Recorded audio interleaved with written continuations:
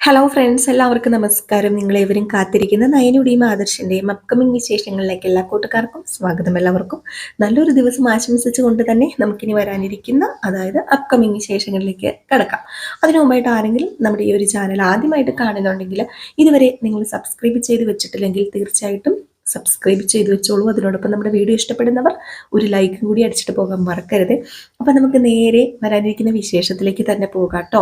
അപ്പോൾ ഇത് ഇന്നും നാളെയും വരുന്ന വിശേഷമല്ല, നമ്മുടെ മെയിൻ ചാനലിനകത്താണ് ഇന്നത്തെ വിശേഷവും നാളത്തെ വിശേഷവും ഒക്കെ പോസ്റ്റ് ചെയ്യുന്നത്.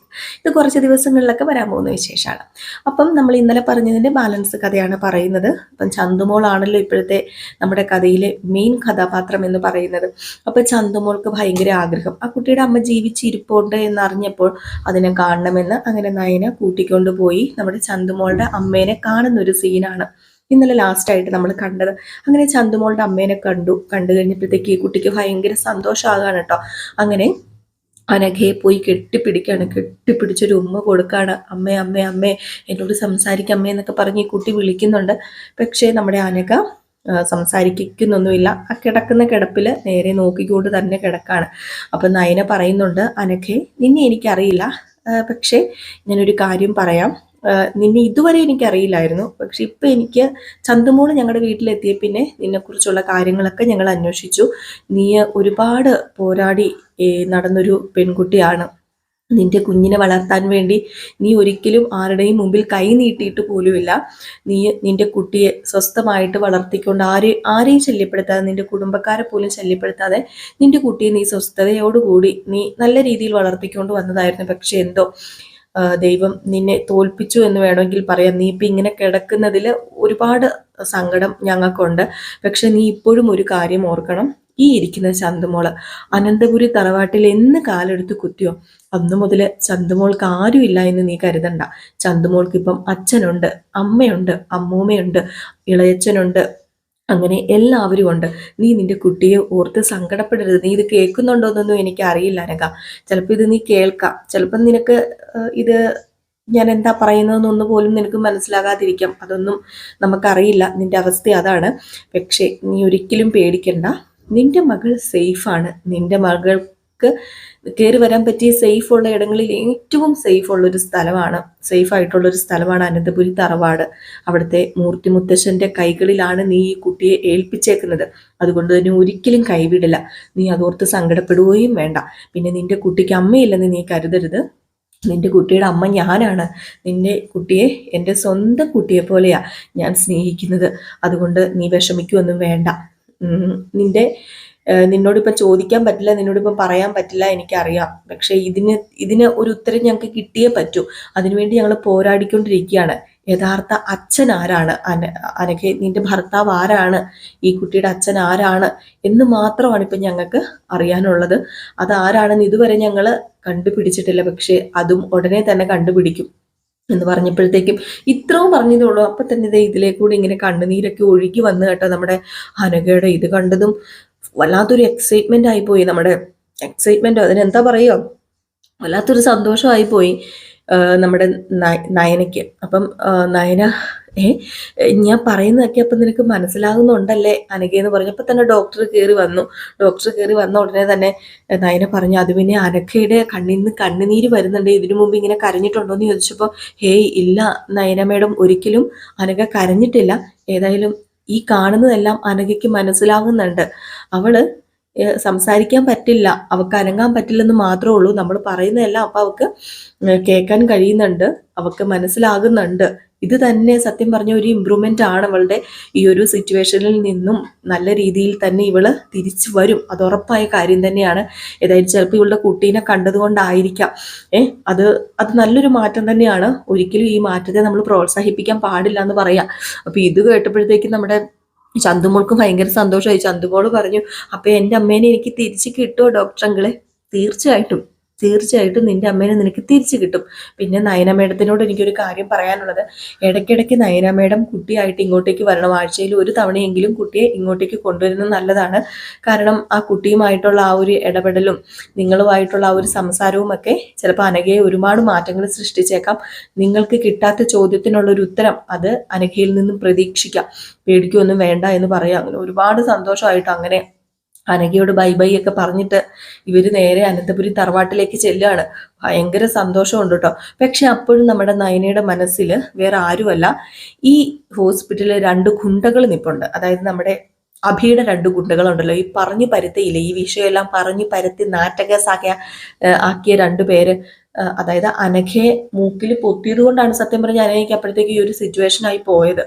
അപ്പം ആ ഒരു രണ്ട് പേരെ നമ്മുടെ നയന കണ്ടു. ആ നയനയ്ക്ക് ആ ഒരു കണ്ടിട്ട് നയനയുടെ മെമ്മറിയിൽ ഇങ്ങനെ കിടക്കുക. നയന വീണ്ടും വീണ്ടും അവരിങ്ങനെ തിരിഞ്ഞു നോക്കി തന്നെയാണ് അവിടെ നിന്ന് പുറത്തേക്ക് ഇറങ്ങിയത്.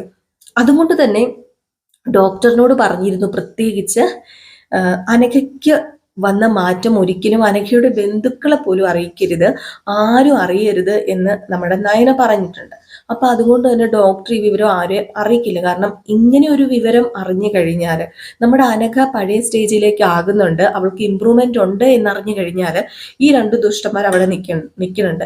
ആ രണ്ട് ദുഷ്ടന്മാർ ഉറപ്പായിട്ടും അനഘയെ ജീവിതത്തിലേക്ക് തിരിച്ചു കൊണ്ടുവരാൻ സമ്മതിക്കില്ല. അവരെപ്പോഴെങ്കിലും നമ്മുടെ അനഘയ്ക്ക് പണി കൊടുക്കും.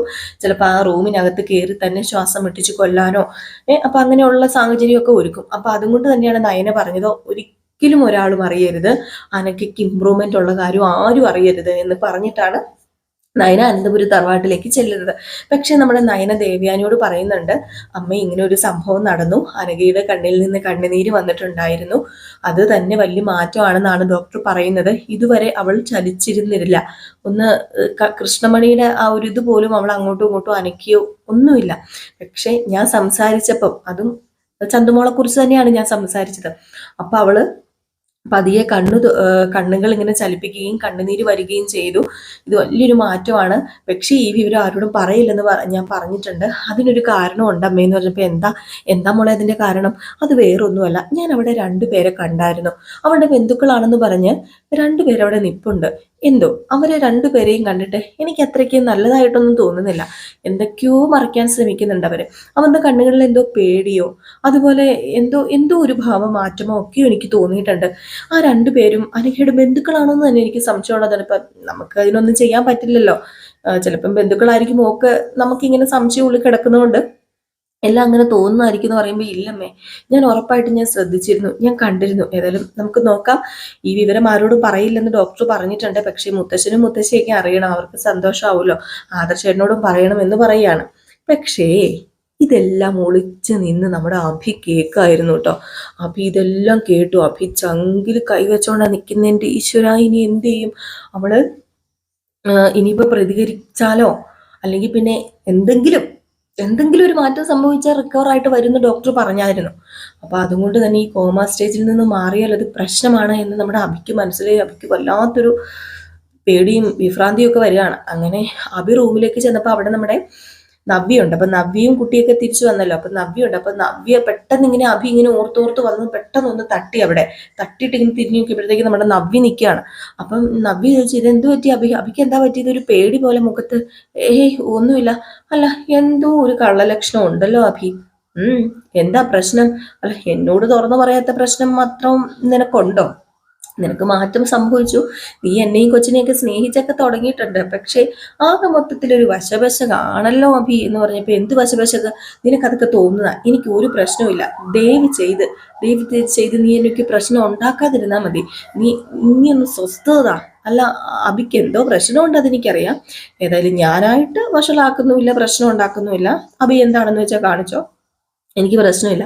പിന്നെ എനിക്ക് നിന്നെ വിശ്വാസമാണ്. പിന്നെ എന്തെങ്കിലും ടെൻഷനൊക്കെ ഉണ്ടെങ്കിൽ എന്നോട് തുറന്നു പറഞ്ഞു കഴിഞ്ഞാൽ, ഭാര്യയോടാണല്ലോ എല്ലാവരും തുറന്നു പറയുന്നത്, തുറന്നു പറഞ്ഞു കഴിഞ്ഞിട്ടുണ്ടെങ്കിൽ നിനക്ക് ഒരു ആശ്വാസം ആവുമല്ലോ എന്ന് പറഞ്ഞപ്പോഴത്തേക്കും എനിക്ക് പ്രശ്നമൊന്നുമില്ല.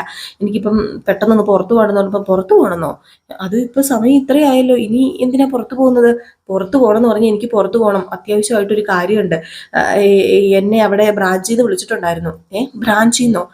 ആര് വിളിച്ചിട്ടുണ്ടായിരുന്നു? ഞാൻ ആദർശേട്ടനോട് ഞാൻ ചോദിക്കട്ടെ. അതിന് ആദർശേട്ടൻ വർക്ക് ചെയ്യുന്ന ബ്രാഞ്ചിൽ നിന്നല്ല, ഞാനാ അവിടുത്തെ ആ ബ്രാഞ്ചിലെ മാനേജർ. എന്നെയാ അങ്ങോട്ടേക്ക് ചെല്ലാൻ പറഞ്ഞത്. നീ ഒന്ന് പോ നവ്യ എന്ന് പറഞ്ഞുകൊണ്ട് നവ്യോട് അതും ഇതും ഒക്കെ പറഞ്ഞ് തട്ടിയും തപ്പിയൊക്കെ നമ്മുടെ അഭി അവിടെ നിന്ന് പോവുകയാണ്. ഏതായാലും അഭിയുടെ ഈ ഒരു എന്തോ ഒരു പ്രശ്നം തോന്നുന്നുണ്ട് അഭിനെ കണ്ടപ്പം നമ്മുടെ നവ്യക്ക്. ഏതായാലും നവ്യ നയനയോട് കാര്യങ്ങളൊക്കെ പറയുന്നുണ്ട്. എന്തു പറ്റിയെന്ന് അറിയത്തില്ല, അഭിക്കൊരു വെപ്രാണോ വെപ്രാളവും പരവേശമായിട്ട് അഭി ഇവിടെ നിന്ന് ഇറങ്ങിപ്പോയിട്ടുണ്ടല്ലോ, എന്തെങ്കിലും പ്രശ്നമുണ്ടോ ഏതെങ്കിലും ബ്രാഞ്ചിൽ, എന്തോ വിളിച്ചു എന്ന് പറഞ്ഞാൽ പോയതെന്ന് പറഞ്ഞപ്പോൾ എനിക്കറിയില്ലല്ലോ, അതിനെക്കുറിച്ചൊന്നും അറിയില്ല നവ്യേച്ചി എന്ന് പറഞ്ഞു. ആ എന്നാ പിന്നെ എന്തെങ്കിലും പ്രശ്നം കാണുമായിരിക്കുന്നു. അപ്പോൾ നമ്മുടെ നയനിക്കൊരു സംശയം, ഇനിയിപ്പോൾ എന്തെങ്കിലും അറിഞ്ഞും കേട്ടിട്ടും ആണോ പോയതെന്നും അറിയത്തുമില്ല. ഏതായാലും ഈ സമയത്ത് നമ്മുടെ നയന ഡോക്ടറിനെ വിളിച്ച് പറയുന്നുണ്ട്, അവിടെ ആ റൂമിനകത്ത് ആരെയും പ്രവേശിപ്പിക്കരുത്, ബന്ധുക്കളാണെന്ന് പറഞ്ഞു പോലും ആരെയും പ്രവേശിപ്പിക്കരുത് ഡോക്ടറെ, സേഫ് അല്ല കാര്യങ്ങളൊന്നും. അതുകൊണ്ട് ഞാൻ പറയുന്ന ഒന്ന് കേൾക്കണം. ഞാനൊരു കാര്യം പറയട്ടെ, ഞാൻ ഒരു ചേച്ചി അങ്ങോട്ടേക്ക് വിടാം, അവരെ മാത്രം ആ ഒരു റൂമിനകത്ത് പ്രവേശിപ്പിച്ചാൽ മതി. ഇനിയിപ്പോൾ അനഘയുടെ കാര്യങ്ങളൊക്കെ ആ ചേച്ചി നോക്കിക്കോളും, വേറെ ആരെയും ബന്ധുക്കളെ പോലും അങ്ങോട്ട് വിടരുത്. അറിയാലോ കാര്യങ്ങളൊക്കെ, എനിക്ക് നല്ല സംശയങ്ങളുണ്ട് ഇതിൻ്റെ പിന്നിൽ എന്തെങ്കിലുമൊക്കെ ഉണ്ടോ എന്ന്.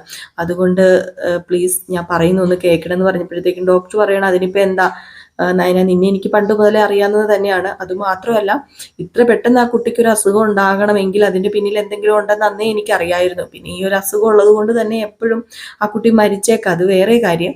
എങ്കിലും ആ കുട്ടിക്ക് എന്തൊക്കെയോ പ്രശ്നങ്ങൾ ഉണ്ടായിരുന്നെന്ന് എനിക്ക് തോന്നിയിട്ടുണ്ട്. അല്ലെ പിന്നെ പെട്ടെന്ന് ഇങ്ങനെ ഒരു മരണം സംഭവിക്കുക, അല്ലെങ്കിൽ പിന്നെ ഹോസ്പിറ്റലിൽ എത്താതെ ഇങ്ങനെ ഒരു മരണം സംഭവിക്കുക, അത്രയ്ക്കും എനിക്ക് തോന്നുന്നില്ല. എങ്കിലും നമുക്ക് പറയാൻ പറ്റില്ലല്ലോ, പോസ്റ്റ്മോർട്ടം എന്നല്ല, സോറി മാറിപ്പോയിട്ടോ, ഞാൻ ഉദ്ദേശിച്ചത് പോസ്റ്റ്മോർട്ടം റിപ്പോർട്ടിലും അങ്ങനെയൊന്നും ഇല്ലെന്നാണ്. നമ്മുടെ അനഘ മരിച്ചിട്ടില്ലല്ലോ.